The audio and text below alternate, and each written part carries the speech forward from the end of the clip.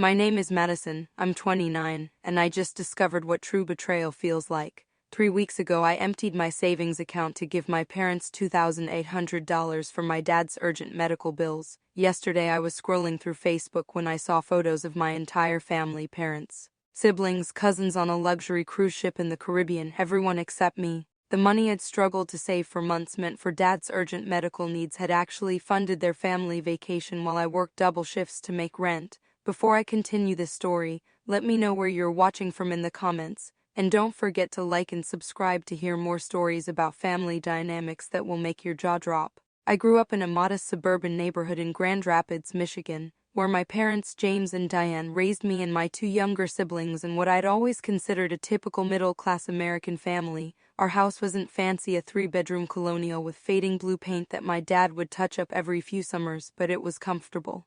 As the oldest child, I naturally fell into the role of the responsible one, the caretaker, while my siblings Ryan and Ashley seemed to navigate life with fewer expectations on their shoulders. Ryan is 27 now, 2 years younger than me, and he's always been the golden child in our family.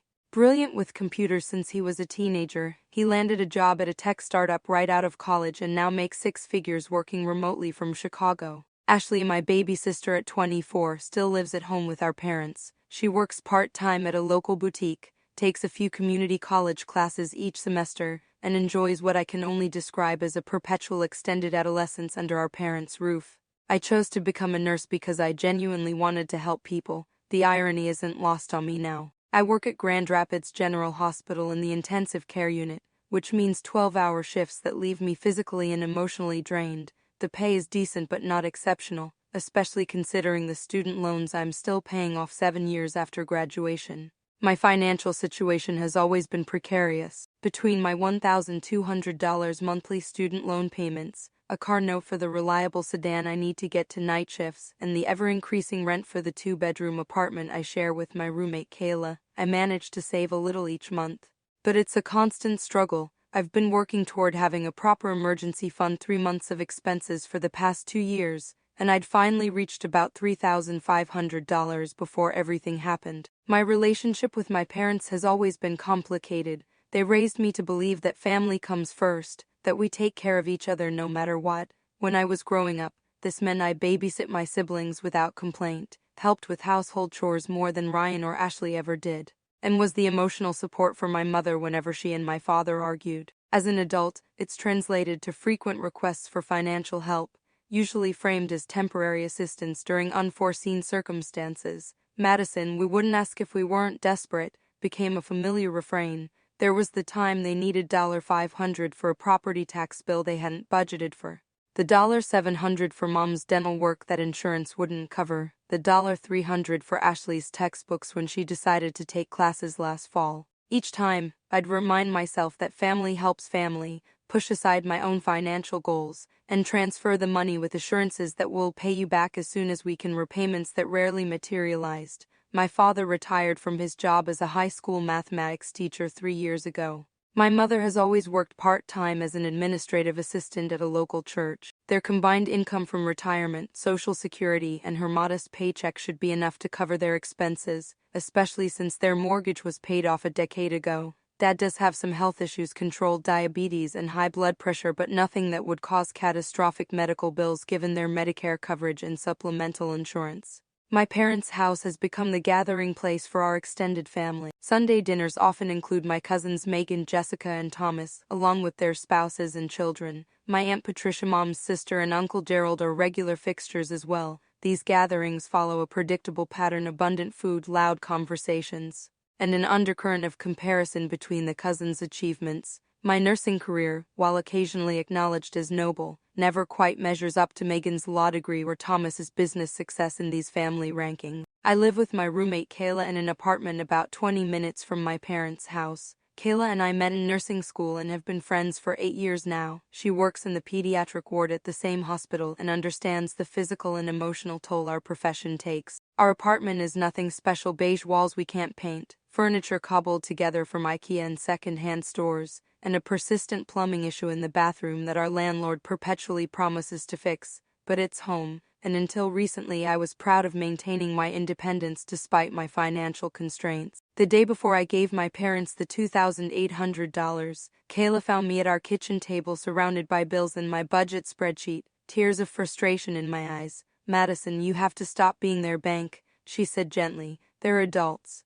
They should have their finances figured out by now." I nodded, agreeing in principle but knowing I wouldn't follow through. The guilt was too ingrained, the need to be the good daughter too powerful. "Next time," I promised her. "Next time I'll say no." Little did I know how soon and how painfully that resolve would be tested. The call came on a Tuesday evening in early March, just as I was preparing dinner after a grueling 12-hour shift. My father's name flashed across my phone screen, and I felt the familiar mix of love and apprehension that his calls often triggered. I balanced the phone between my ear and shoulder as I continued chopping vegetables. "Madison, sweetheart," his voice sounded strained, weaker than usual. "I hate to bother you, but we're in a bit of a situation here." I set down my knife, my body tensing. "What's wrong, Dad?" He cleared his throat. "It's these medical bills. The insurance is giving us the runaround about my last hospitalization, saying some of the treatments weren't covered under our plan. We've been fighting with them for weeks, but now the hospital is threatening to send us to collections if we don't pay by Friday."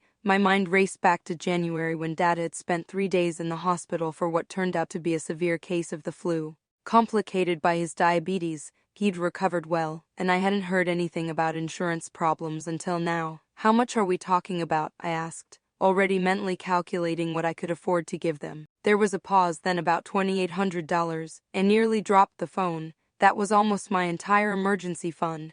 "James, let me talk to her," I heard my mother say in the background. There was a rustling sound as the phone changed hands. "Madison." "Honey," my mother's voice was tearful. "We wouldn't ask if we had any other option. Your father's blood pressure has been through the roof with the stress of these bills. I'm worried about him having a stroke if this goes on much longer." "Can't Ryan help?" asked, knowing my brother's financial situation was much more secure than mine. "We tried, but he just put a down payment on his condo in Chicago. He's stretched thin right now." Mom explained quickly, "And you know Ashley doesn't have that kind of money." I closed my eyes, feeling the familiar weight of responsibility settling on my shoulders. "What about a payment plan with the hospital? They usually work with people on these things." "We tried that too," Dad said, apparently having taken the phone back. "Because of my previous payment issues with them, they're demanding the full amount." "Madison, I wouldn't ask if I had anywhere else to turn." I heard the desperation in his voice, pictured him sitting in his recliner, my mother hovering nearby with worry etched on her face. The image of my father in distress was more than I could bear.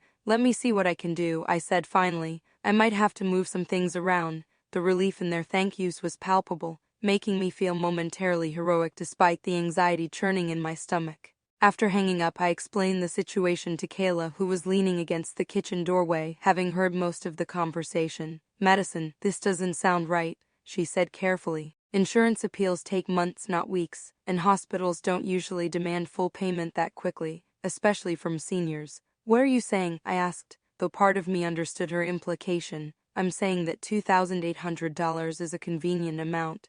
It's large enough to be an emergency but small enough that you might actually have it." She crossed her arms. "When was the last time you actually saw any medical bills from them?" I hadn't. Each request came through phone calls or in-person conversations, always with urgency that precluded careful examination of documentation. "They're my parents, Kayla. They wouldn't lie about something like this, wouldn't they?" Her expression was gentle but firm.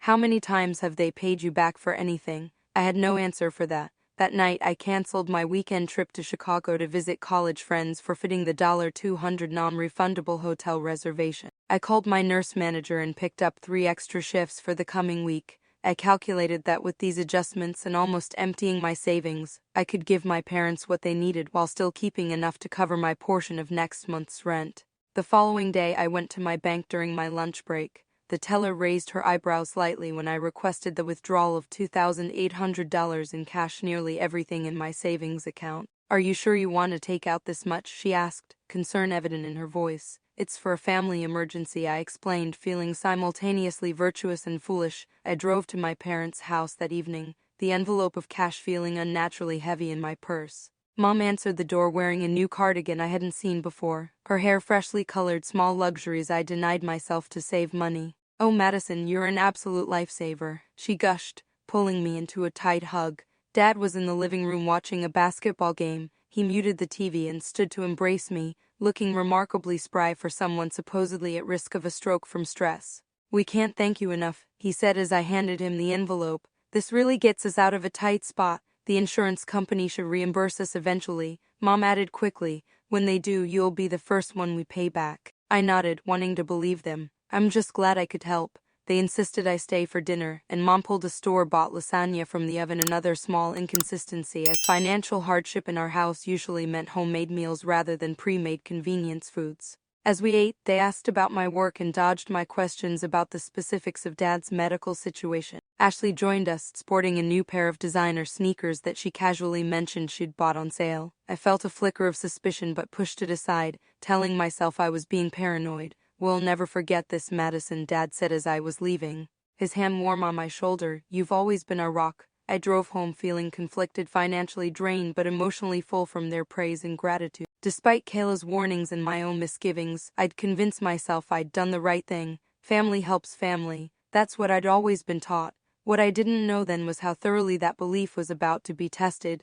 The week after giving my parents the money was physically and emotionally grueling. I worked 6 12-hour shifts in 7 days, including 3 overnight shifts that left me disoriented and exhausted. By Friday, I was running on caffeine and determination, counting the hours until I could collapse into my bed for a full day of uninterrupted sleep. During my 3 a.m. break on Friday night, I sat in the hospital break room with a cup of lukewarm coffee, mindlessly scrolling through Facebook to stay awake. I hadn't checked social media much that week, too busy and too tired, so I had a backlog of updates to catch up on. A post from my cousin Jessica appeared on my feed, uploaded just 3 hours earlier. The caption read, "Midnight Buffet on the Royal Caribbean, living our best lives." I stared at the photo, my coffee mug suspended halfway to my lips. There was Jessica, grinning broadly beside a lavish display of desserts. Behind her, clearly visible despite the dim lighting of the cruise ship restaurant, stood my father in a button-down tropical shirt I'd never seen before, my mother in a flowing sundress, and my sister Ashley taking a selfie with her new phone.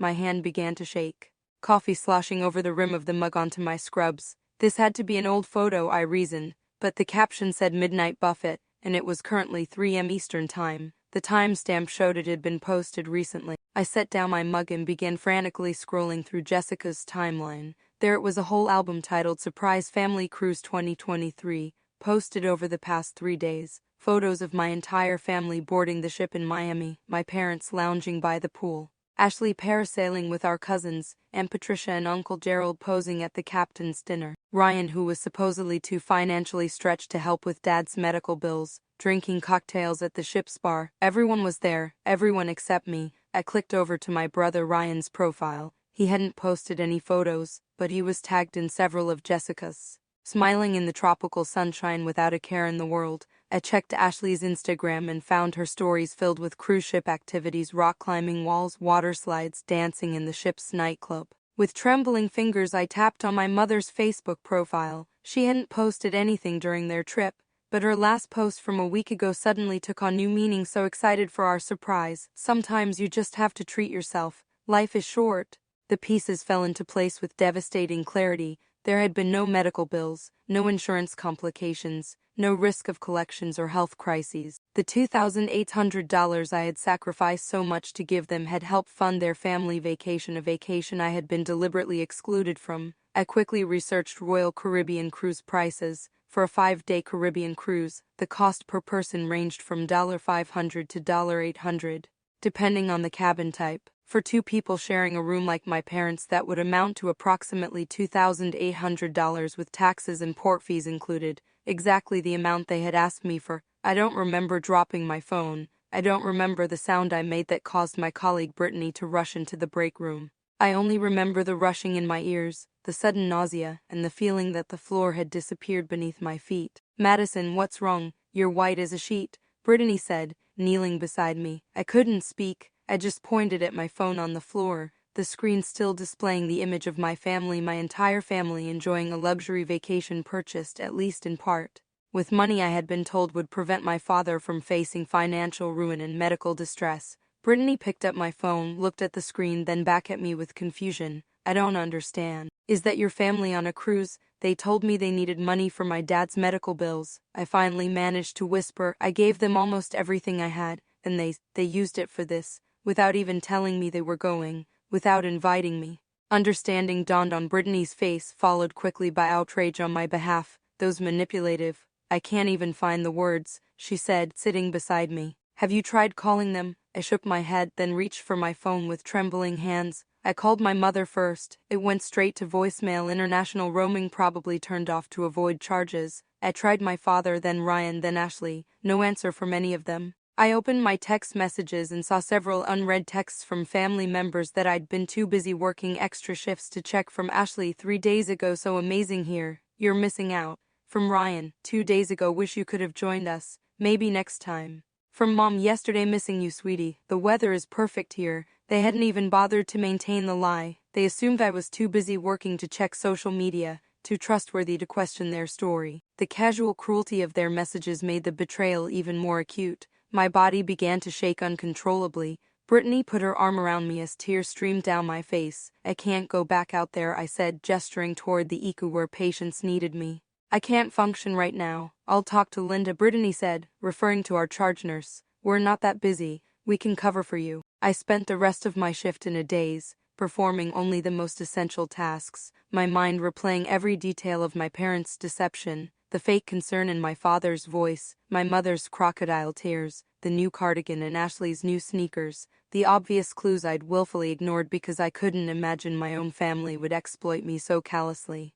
When my shift ended at 7 a.m., I sat in my car in the hospital parking lot, too numb to drive. I scrolled through more cruise photos, each one a fresh stab of betrayal. There was Dad, supposedly at risk of a stroke from stress over medical bills, grinning broadly as he played blackjack in the ship's casino. There was Mom, whose tearful pleas had tugged at my heartstring. Getting a massage on the pool deck, I finally drove home in a fog of exhaustion and emotional devastation. Kayla was just getting ready for her shift when I walked through the door. One look at my face told her something was terribly wrong. Madison, what happened? I wordlessly handed her my phone, opened to Jessica's cruise album. She scrolled through the photos, her expression changing from confusion to shock to fury. Those absolute bastards. She whispered, Madison, I'm so sorry. I collapsed onto our couch, the full weight of the betrayal finally hitting me. Who does this, Kayla? Who lies to their own daughter about medical bills and then uses that money for a family vacation they don't even invite her to? Kayla sat beside me, her arm around my shoulders. People who don't deserve you, that's who. I cried until there were no tears left, until exhaustion overtook me and I fell into a fitful sleep on the couch, still wearing my scrubs, still trying to understand how the people who were supposed to love me most in the world could treat me with such calculated disregard. My parents and the rest of the family returned from their cruise 5 days after I discovered their deception. During that time, I existed in a strange limbo of hurt and anger, waiting for them to return so I could confront them while simultaneously dreading the confrontation. I called in sick to work for 2 days, something I never do, unable to summon the focus and compassion my patients deserved. When I finally tried calling my parents the day after their return, my calls went unanswered for hours. Eventually, my mother texted, sorry honey, still unpacking and catching up, we'll call tomorrow. No mention of the cruise, no acknowledgement of what they'd done, just casual avoidance that added insult to injury. I couldn't wait another day. That evening I drove to their house without warning, my heart pounding so hard I could feel it in my throat. When I pulled into their driveway, I noticed both their cars were there along with Ashley's, no escape for any of them. My mother answered the door, her face shifting quickly from welcome to wariness when she registered my expression. Madison, what a nice surprise, she said, her voice overly bright. We were just about to have dinner. Would you like to join us?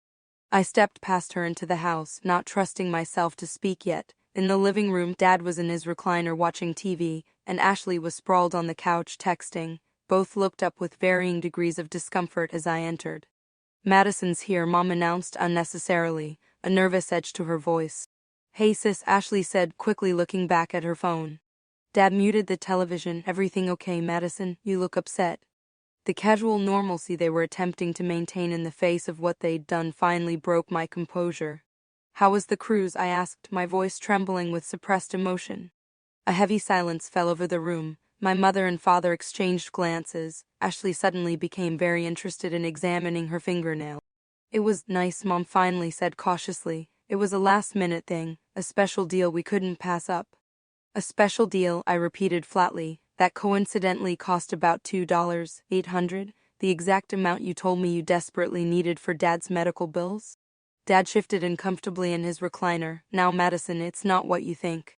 What exactly is it then, Dad? I interrupted, my voice rising, because from where I'm standing it looks like you lied to me about needing money for medical bills, took that money and used it to fund a family vacation that you deliberately didn't tell me about or invite me to.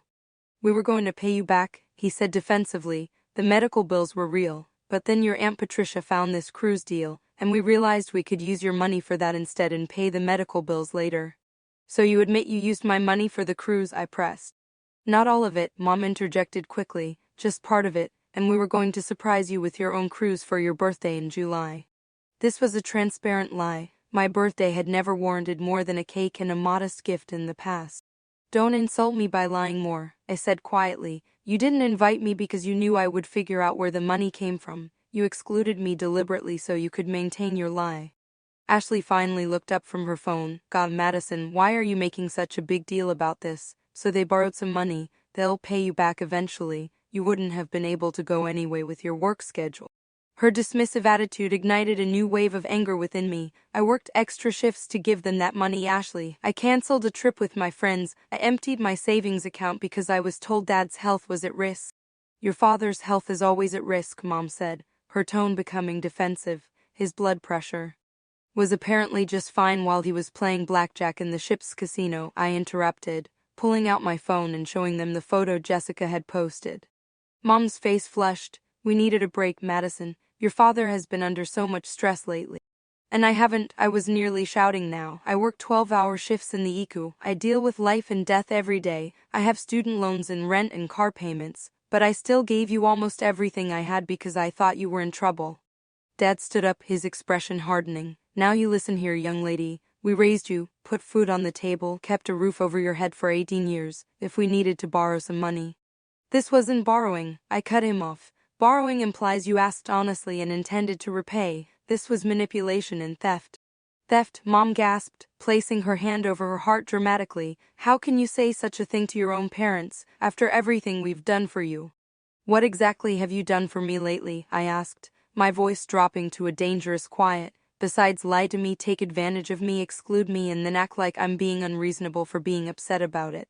You wouldn't have enjoyed the cruise anyway, Mom said dismissively. You're always working or too tired from working. You would have just complained the whole time.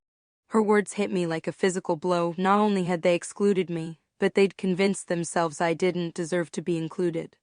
I want my money back, I said firmly, all of it, by the end of the month.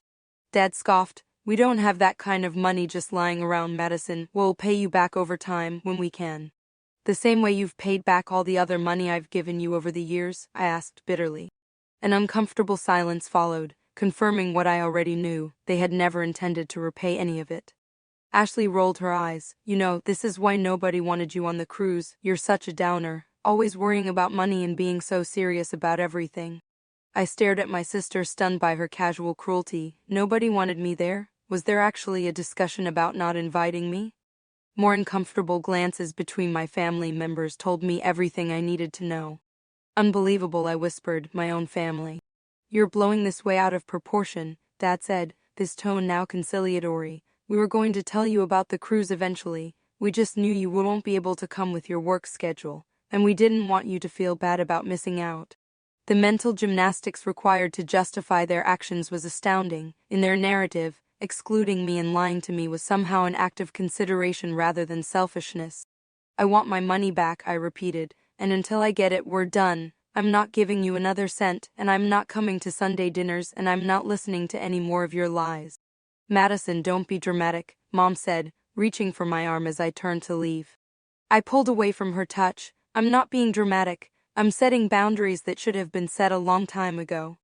I walked out the door, ignoring their calls for me to come back and talk about this reasonably. There was nothing reasonable about what they had done, and I was finally seeing clearly how unreasonable I had been to accept their treatment for so long. The drive home was a blur of tears and anger. My phone buzzed repeatedly with texts from my mother, each one more manipulative than the last. I can't believe you would treat us this way after everything we've done for you. Your father is very upset. His blood pressure's through the roof now. Family should forgive each other. You're being very immature about this. I turned my phone off and kept driving, a strange mixture of devastation and liberation washing over me. For the first time, I was seeing my family dynamics with clear eyes, and while the truth was painful, there was also power in finally acknowledging it.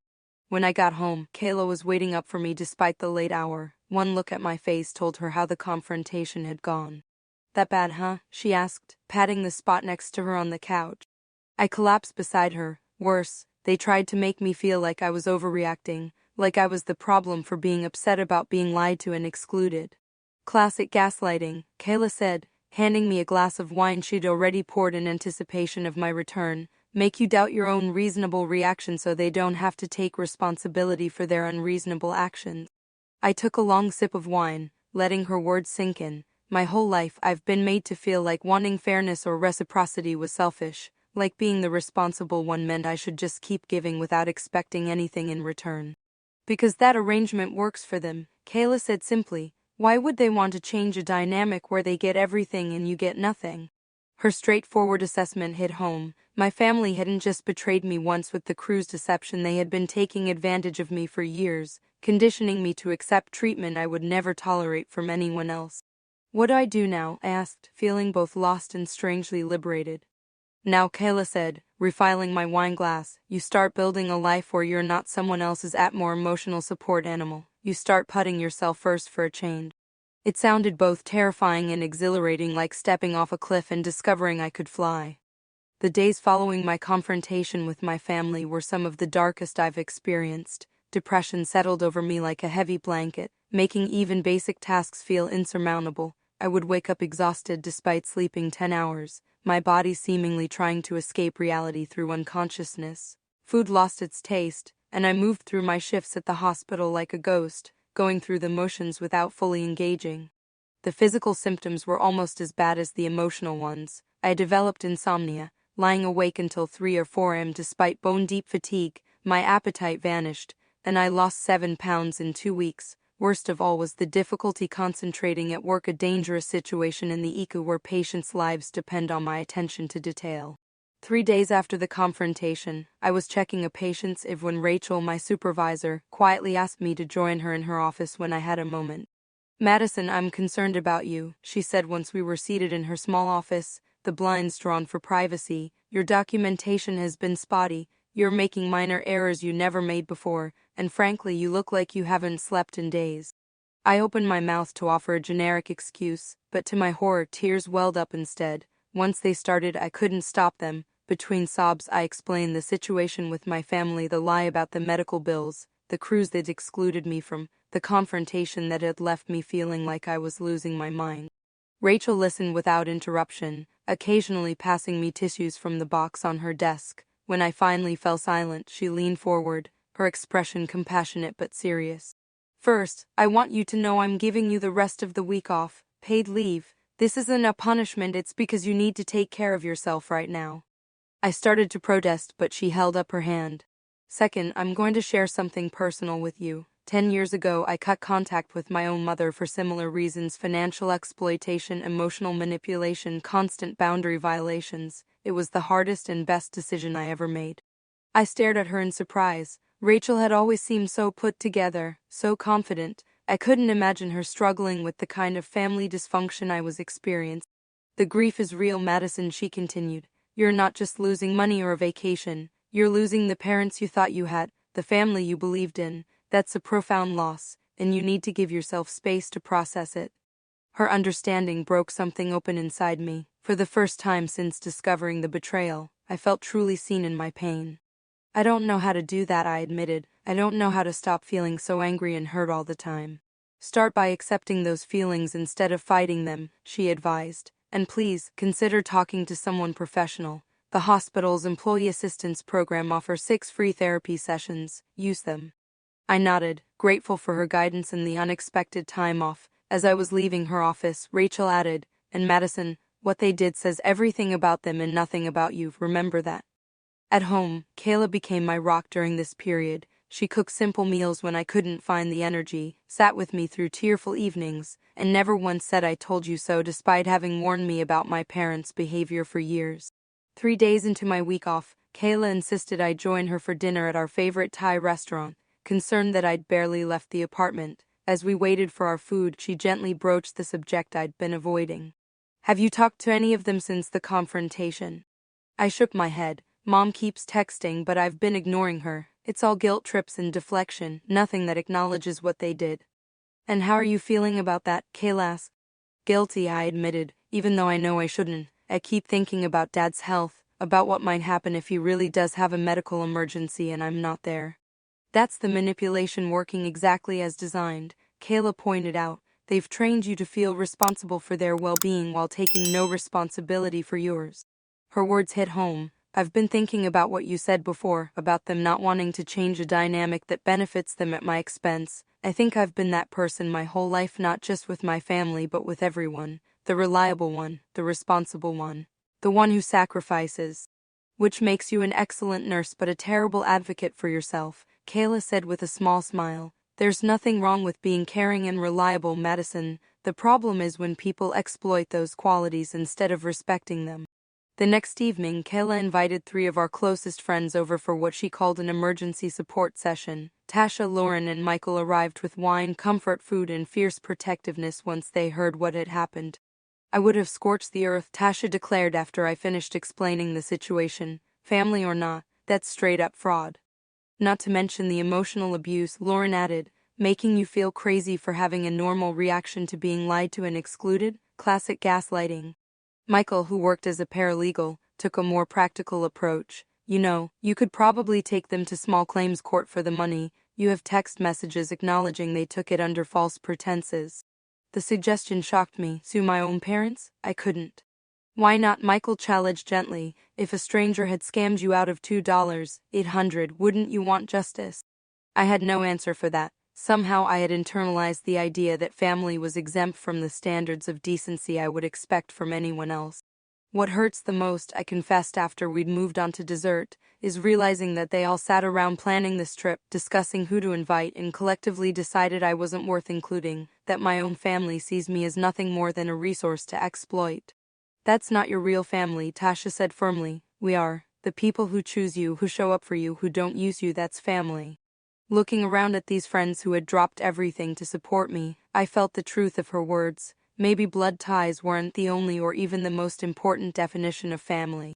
The following Monday I attended my first session with Dr. Fisher through the Employee Assistance Program, a no-nonsense woman in her 50s. She listened to my story without the shock or outrage I'd come to expect when sharing it.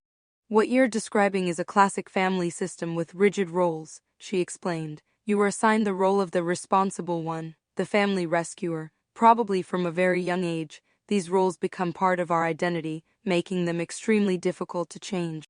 But why would they exclude me from the cruise? Asked, still struggling to understand the depth of the rejection. Why not just ask me for money honestly or invite me along? Because your assigned role in the family doesn't include having fun with them, Dr. Fisher said simply. Your role is to work, to sacrifice, to give. Their role is to receive. Including you would have disrupted that dynamic and forced them to see you as a full person with needs and desires of your own. The clarity of her explanation was both painful and liberating. For the first time, I could see how my family's treatment of me wasn't personal in the way I'd experienced it. It wasn't about me being unlovable or unworthy. It was about maintaining a system that benefited everyone but me. So what do I do now? I asked. You grieve, Dr. Fisher said gently. You're losing the family you thought you had, the parents you deserved but never got. That's a profound loss that requires mourning. And after that? After that, you build boundaries that protect you from further exploitation, and you invest in relationships that are reciprocal rather than extractive. Over the next few weeks, I began the slow process of rebuilding my life and my sense of self. I started small, saying no to extra shifts I didn't want, buying myself flowers at the grocery store, taking long baths without feeling guilty about wasting time. Kayla noted with approval that I was finally acting like someone who matters to herself. My friends created a support system that helped fill the void left by my family's absence. Tasha invited me to Sunday brunches to replace the family dinners I was no longer attending. Lauren, an amateur photographer, took me hiking to beautiful spots where she practiced her craft and I practiced being present in the moment. Michael helped me research my legal options regarding the money, though I wasn't yet ready to pursue that route. Slowly, painfully, I began to emerge from the fog of betrayal and grief. I still had moments of intense anger and sadness, but they became less frequent, less overwhelming. I began to recognize that while I couldn't control my family's actions, I could control my response to them. I could choose to no longer participate in a dynamic that demanded everything from me and gave nothing in return. 6 weeks after discovering the cruise photos, I looked in the mirror one morning and realized I recognized myself again. The dark circles under my eyes had faded. I'd regained the weight I'd lost. Most importantly, I felt a newfound sense of clarity about my worth and what I deserved from relationships. That same day, I received yet another text from my mother. Family dinner this Sunday. Your Aunt Patricia keeps asking about you. Please come, Madison. Let's put this unpleasantness behind us. For the first time, I didn't feel guilt or obligation when reading her words. Instead, I felt something unexpected: pity. Pity for people so emotionally stunted that they could hurt someone who loved them so deeply and still expect nothing to change. I didn't respond to the text. Instead, I called Tasha and confirmed our brunch plans. I was building a new definition of family, one based on mutual respect, genuine care, and the radical notion that I deserved to be more than someone else's more emotional support system. It wasn't the family I was born into, but it was becoming the family I chose, and for the first time in my life I was choosing myself too. 8 weeks after discovering my family's betrayal, I woke up with a clarity and resolve I hadn't felt before. The hurt was still there, a dull ache beneath my breastbone, but it no longer controlled my thoughts or actions. That morning I sat at my kitchen table with a cup of coffee and composed a letter to my parents. Dear Mom and Dad, I am writing to formally request repayment of the $2,800 I gave you on March 7th, which you obtained from me under false pretenses by claiming it was needed for Dad's medical bills when it was actually used to fund a family vacation that I was deliberately excluded from.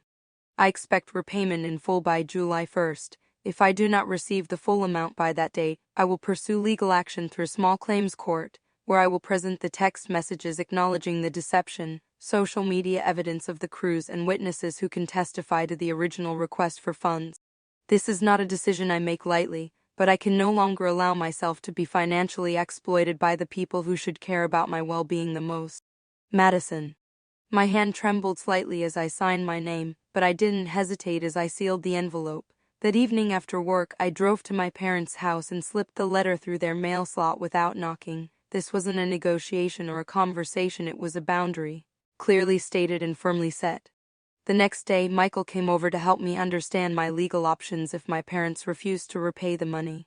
Small claims court is designed for situations exactly like this, he explained, spreading documents across my coffee table. The filing fee is only about $50, and you don't need a lawyer. The evidence you have, the text messages, social media posts, bank withdrawal records, makes for a pretty straightforward case. It feels so extreme, I said, still struggling with the idea of taking my own parents to court, like I'm burning the bridge completely. The bridge was already on fire, Madison, Michael pointed out gently. They lit the match when they lied to you and took your money. You're just refusing to keep walking across burning planks barefoot. That weekend I met with Ryan at a coffee shop downtown Neutral Territory. To my surprise, he had reached out asking to see me, separate from our parents. What they did was wrong, he said as soon as we sat down with our drinks. I should have said something on the cruise or before. I'm sorry, Madison. His apology caught me off guard. Why didn't you? I asked. Say something, I mean. Ryan stared into his coffee. It's complicated. Mom and Dad have always played us against each other in subtle ways. You're the responsible one. I'm the successful one. Ashley's the baby who needs protection. It's like we're characters they assigned roles to instead of actual people. His insight mirrored what Dr. Fisher had told me about family systems, and the roles make it impossible for us to truly support each other, I added. Exactly, Ryan nodded, and knew what they were doing with the money was wrong, but speaking up would have disrupted the whole system, and I guess I was enjoying the cruise too much to risk it. He looked ashamed at this admission. I sent them a letter asking for the money back, I told him. If they don't repay it by July 1st, I'm taking them to small claims court. Ryan's eyes widened. Seriously? Wow. Is it really that shocking? If a stranger had scammed me out of $2,800, wouldn't you encourage me to seek justice? You're right, he acknowledged after a moment. I'll talk to them. They should pay you back without forcing you to go to court. I appreciated his support but wasn't holding my breath. The patterns were too entrenched for one conversation to change them. 2 days after I delivered my letter, my father called. I let it go to voicemail, listening to his message later with Kayla beside me for moral support. Madison, this is ridiculous. His voice boomed through the speaker, threatening legal action against your own parents. After everything we've done for you, we raised you, fed you, clothed you for 18 years, and now you're acting like we're criminals because we borrowed some money when an opportunity came up? You've become so money-obsessed and selfish. Call me back so we can discuss this like adults. Kayla snorted. Wow, the manipulation is so obvious when you're not in the middle of it. Notice how he completely ignores the fact that they lied to you and excludes that from his version of events? I nodded, surprisingly unmoved by his attempt to make me feel guilty. It's always the same playbook. Remind me of everything they did when I was a child, which was literally their legal obligation as parents to justify exploiting me as an adult. My mother took a different approach, sending a group text to extended family members that painted me as unstable and vindictive. We're all very concerned about Madison, she wrote. She's threatening to sue us over a simple misunderstanding. Please keep her in your prayers during this difficult time. She's always been sensitive, but this behavior is beyond concerning. The family responses were divided. Aunt Patricia and Uncle Gerald predictably sided with my parents. Family doesn't sue family. Aunt Patricia texted me privately, "Whatever your parents did, they deserve forgiveness." To my surprise, my grandmother Eleanor, my father's mother, called me directly. "Madison, it's Grandma. I heard about what happened with the cruise and the money." I braced myself for another lecture about family loyalty. Instead, she continued, "I want you to know I'm on your side in this. What they did was wrong, and it's not the first time." Her words caught me off guard. "What do you mean, not the first time?" "Your father has been using people his whole life," she said with a sigh. "He borrowed money from your grandfather for a business investment that turned out to be a fishing boat. He convinced his sister to co-sign a loan he never repaid. I love my son, but he's never understood that other people aren't just resources for his benefit." Her validation was like cool water on a burn. For the first time, I felt truly seen by someone in my family. "They probably won't pay you back willingly," Grandma Eleanor continued. "Your father has never faced consequences for his actions, which is partly my fault for always cleaning up his messes when he was younger. Maybe it's time someone finally held him accountable." After our call, I felt a new resolve strengthening my backbone. This wasn't just about money, it was about breaking generational patterns of exploitation and enablement. As Thanksgiving approached, I received the expected invitation to dinner at my parents' house. The thought of sitting around a table pretending everything was normal while my feelings and boundaries were ignored made my stomach churn. After discussing it with Dr. Fisher, I made my decision. "I won't be attending Thanksgiving this year," I texted my mother. "I've made other plans." Her response was immediate and predictable. "Madison, you can't skip Thanksgiving. It's family tradition. Everyone will be so disappointed." "I'm sure you'll manage without me," I replied, then silenced notifications from her number. Instead of enduring a tense family dinner, I accepted an invitation to join Kayla at her sister's house in Chicago. The contrast between the two family dynamics was striking. Kayla's family welcomed me warmly, included me in their traditions, and treated each other with genuine respect and affection. There were no undercurrents of manipulation, no peeping score of favors, no rigid roles that limited how people could interact. "Is it always like this?" I asked Kayla as we helped wash dishes after dinner. "Like what?" "So healthy, so respectful." Kayla smiled sympathetically. "Pretty much. They have their issues like any family, but they deal with them directly instead of playing games. That's the difference." That weekend was transformative for me. It showed me what family could and should be, not a hierarchical system of obligation and exploitation, but a circle of mutual care and respect. When I returned home, I discovered my brother Ryan had convinced our parents to repay part of the money, $1,500, transferred to my account with no note or acknowledgement. It was something, but not nearly enough, and the partial payment without communication felt like another manipulation tactic. At work, I began practicing my new boundaries in smaller ways. I stopped automatically volunteering for holiday shifts. I declined invitations to events I didn't genuinely want to attend, asked for help when I needed it instead of trying to prove my worth through constant self-sacrifice. My supervisor Rachel noticed the change. "You're standing taller," she observed one day. "Setting boundaries looks good on you." Even my patient care improved as I learned to preserve my energy rather than depleting myself to please others. I found myself more present, more compassionate, and paradoxically more giving now that my giving came from choice rather than compulsion. The most surprising change came in my relationship with Ryan. Without our parents as intermediaries, we began building a genuine sibling bond based on mutual respect rather than our assigned family roles. He invited me to Chicago for a weekend, introduced me to his friends. And for the first time I felt like his equal rather than his caretaker or competitor. "I've been thinking about what you said about the roles we were assigned," he told me during my visit. "You were right, and I think I've been complicit in keeping you in the responsible one box because it meant I didn't have to be." His self-awareness impressed me. "We're both learning," I said. "That's all we can do." As the July 1st deadline approached with still only partial repayment, I prepared my small claims court paperwork with Michael's help. I wasn't looking forward to the process, but I was no longer afraid of it either. Standing up for myself wasn't selfish or extreme, it was necessary and long overdue. What had started as a painful betrayal over a cruise vacation had evolved into something much more significant, a reclamation of my worth, my time, and my right to be treated with basic decency. The journey wasn't over, but for the first time in my life, I was walking it on my own terms, with my head held high and my boundaries firmly in place. 3 days before my July 1st deadline, I received a notification from my bank about a deposit of $1,300, the exact remaining balance of what my parents owed me. There was no accompanying message, no acknowledgement, no apology, just the money returned without comment. Likely at the insistence of Ryan and my grandmother Eleanor rather than from any genuine recognition of wrongdoing. I stared at the bank notification on my phone screen, waiting for the rush of vindication or relief I'd expected to feel. Instead, I felt something more complex, a bittersweet mixture of closure and sadness. The money had been returned, but the trust that had been broken could not be so easily repaid. That evening I called Dr. Fisher to process my feelings about this anticlimactic resolution. "They returned the money, but they still haven't acknowledged what they did or apologized for it," I explained. "It feels incomplete." "That's because it is," she replied. "Financial restitution is only one part of making amends. Without acknowledgement of harm and a commitment to change, it's just a transaction, not reconciliation." "So what now?" I asked. "Do I just move on as if nothing happened?" "You move on, but not as if nothing happened," Dr. Fisher clarified. "You move forward with the lessons you've learned and the boundaries you've established. The question isn't whether they've done enough to make things right, it's whether you've done enough to protect yourself from similar harm in the future."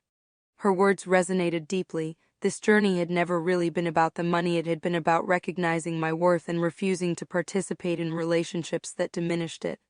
The following weekend, Kayla and I traveled to northern Michigan with our friends Tasha and Lauren for a self-care trip, my first real vacation in years. I used part of the repaid money to fund it, finding poetic justice in using funds that had originally been meant for someone else's vacation to finally prioritize my own enjoyment.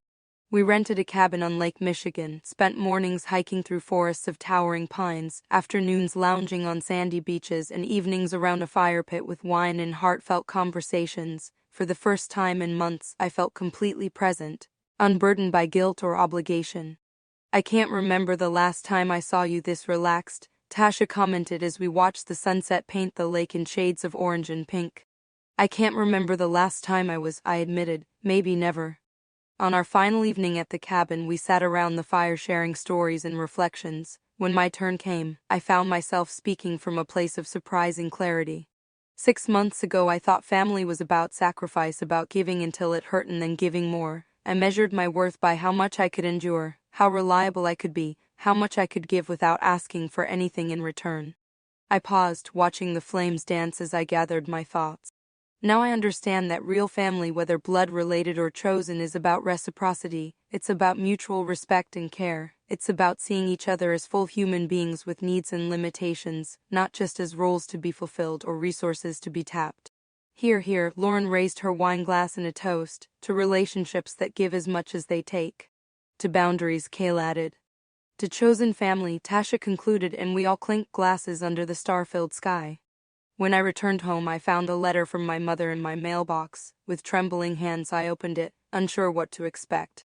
"Madison," it began, "I hope this letter finds you well. Your father and I have been doing a lot of thinking since everything happened. While we still feel the situation was blown out of proportion, we acknowledge that we should have been more transparent about the cruise and our financial situation. We miss having you at family gatherings and hope you'll consider coming to your cousin Jessica's engagement party next month. Family is family after all. Love, Mom."